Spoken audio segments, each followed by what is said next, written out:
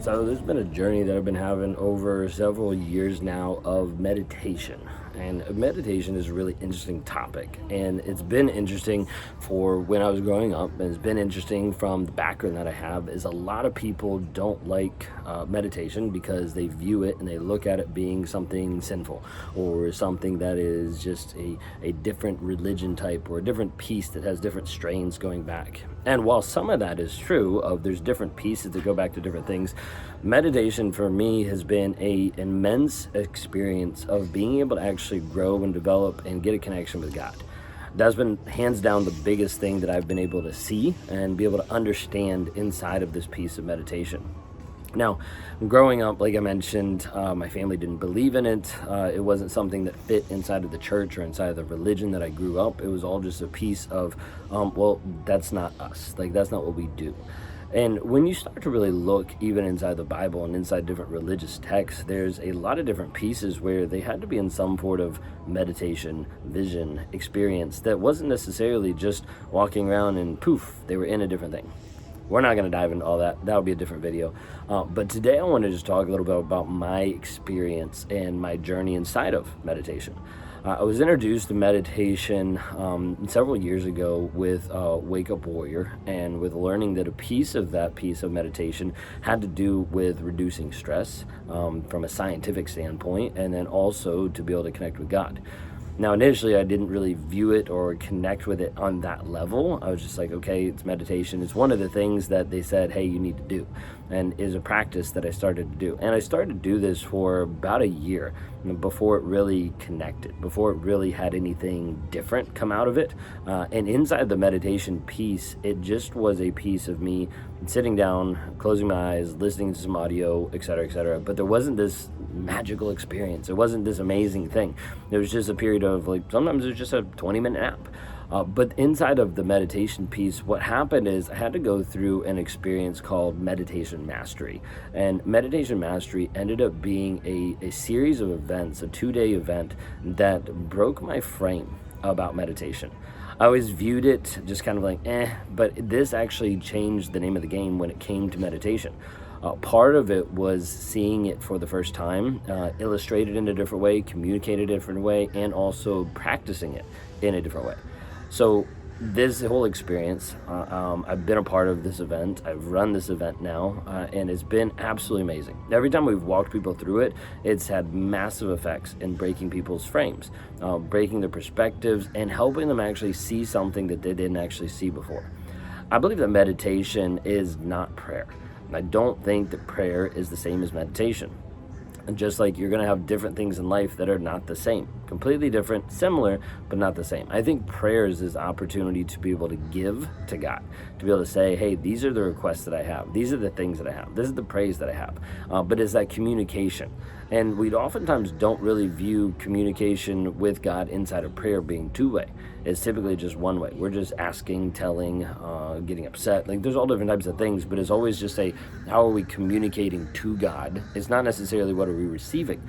Meditation, I would go along the lines of saying, hey, this is more about receiving. This is more about being open to the prompting of the Holy Spirit, being open to the prompting of what He's actually laid upon your heart, your soul, your mind, your thought process. And when this is happening, meditation is a way to be able to receive. So I think they both go together. I don't think one is better than the other. I think they both go together with the communication and with the illustration of how we actually talk, communicate, and receive from God on a day-to-day basis. So when I went through this event, I started learning a couple different styles. I learned clock meditation, where you look at a clock inside your mind's eye and you bring both hands to the 12. And when you do this over a period of time, it's just helping you actually learn how to focus your mind. Most people don't know how to focus their minds at all. They're constantly just thinking about things over and over and over. Like there's never a pause or a stop in like the hecticness that's actually going on in their brain. So being able to do this inside of a clock meditation was absolutely incredible. I'd never done that, never experienced that. Then being able to do compass meditation and fire breathing. Fire breathing is this piece of where you're actually breathing very, very quickly. So it's like in through the nose really fast and then back out. And all this is doing is for a couple moments, it's like pumping oxygen to your brain. It's pumping oxygen and pumping it into your body in a different state. And then you relax and you slow down, and you might do 5 or 10 or 15 of these, and then you take a pause. And you take a pause, and then you just kind of step into the regular meditation experience. And then the compass meditation was really, really fascinating. If you believe that the world was designed or by a divine being, and you believe that it has order, then it makes sense that everything also has different structure, different development. The earth, we already know, has magnetic poles, different directions of different things. I don't know all the technical language, and I'm not gonna try to get into all that today. But what I do know is meditating in different directions produces a different experience every single time. It's massive. I've been able to see this over hundreds of different people that have gone through different programs, that have seen this, that have tried this. I've experienced this with different events that I've run. And so each one looks completely different. So for me, meditating and facing north is always my God center, like my God focus. Like that's where I'll get love, joy, peace. That's where I connect with God. Like that has always been just a connection piece. Then if I go east, a lot of times when I'm facing east, that is all my relationships. So connection with my wife, connection with my daughters, like other friends and family. If I meditate, I'm gonna oftentimes think about them facing east. If I'm going south, the majority of times when I'm going south, it is more like work and like business related. Sometimes it'll be different things, but it's more that general direction, that general idea. And if I go west, a lot of times that'll have to do with other aspects of my life. There might be the physical aspect of like what's going on there. It might be a spiritual aspect. That one is a little bit more vague. But the other three are extremely, extremely consistent for me. What we've seen a lot of times, it'll be very similar with a lot of different people. They will find different themes that happen every single time. And it's not because they're thinking about it, it's because they're still clearing their mind, and what comes up is what comes up. So went through that. So cloud meditation, fire breathing, compass meditation, and then stepped into mantras. And mantras, that gets into the like taboo, like, hey, we figured out meditation, we're like okay with it, right? But mantras, yeah, that sounds really weird. No, but the interesting piece was actually bringing mantras into the aspect of your word for God, your word for the universe, your word for the divine being that's in charge of it all. And being able to connect that inside of a mantra is absolutely powerful. And I'm not just saying stuff just to say stuff. I'm not just saying stuff for whoever or whatever out there, or for me personally. I'm saying stuff with intention, using what we call power words. So for me, when I went through the experience, the biggest word that came up for me, for God, was trust.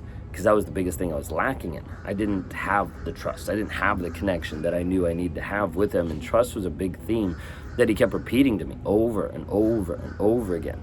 So trust was massive. That was one of the big things. And so inside of inputting this into the mantras, it actually follows a sequence. So it actually follows a sequence very, very clearly. So one of the sequences is talking about honor and appreciation. And honor, appreciation, and then love are some of the mantras.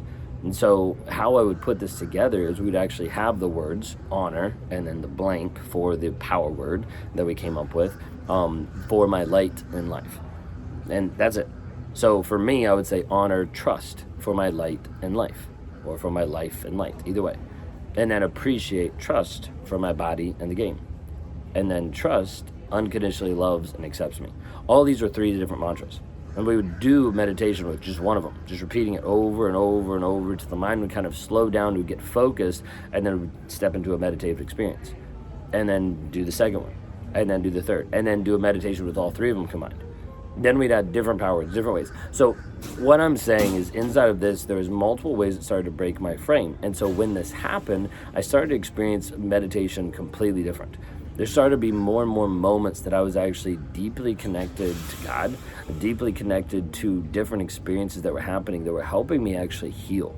And one of the ways that it helped me heal was processing shame, processing guilt, processing a lot of things, digging up sometimes the monsters that were in my own head that had to be eliminated, that had to be worked through. And so meditation was one of the massive areas inside of my growth and my development, of being able to have a meditative experience that wasn't just like a nap, right? It wasn't just me checking out or clearing the mind, but it was me actually being able to have moments and illustrations of with God, being able to work through different mindsets, different thought process, different things that were holding me back mentally and emotionally. So there's one of the things that I saw, and one of the things that I experienced that were absolutely massive. It was absolutely fantastic. And it's been a process that I've continued to do for multiple years now. And it's not something that I'm going to give up because God keeps speaking to me through it. So I pray, so I stack, so I meditate. And these are some of the most powerful tools that we've ever seen. It's not like it's a different piece of like, oh, this is better, that one's better. It's just another tool in the tool belt to be able to connect and commune with God. And it's what I'm trying to do on a day-to-day basis, trying to be able to help develop who I am, trying to develop how I'm showing up. And all of this has very intentional. How am I actually connecting every single day? So I'm going to explain a little bit more about my meditation and a little bit more about my journey and some of my experiences on the videos that we release here on Sundays, but we're running out of time. So if this is a piece that resonates with you, just let me know. Meditation is a piece that most people are scared of. They're running away from. We run an event called Meditation Mastery that is kind of like a cycling event, so it might be going on right now. It might not by the time you actually watch this video. But meditation has been one of the most powerful tools in helping transform my mindset and my thought process. So be careful of what you think about it, because oftentimes people think, well, it's a bad thing. Everything in this earth has been created by God.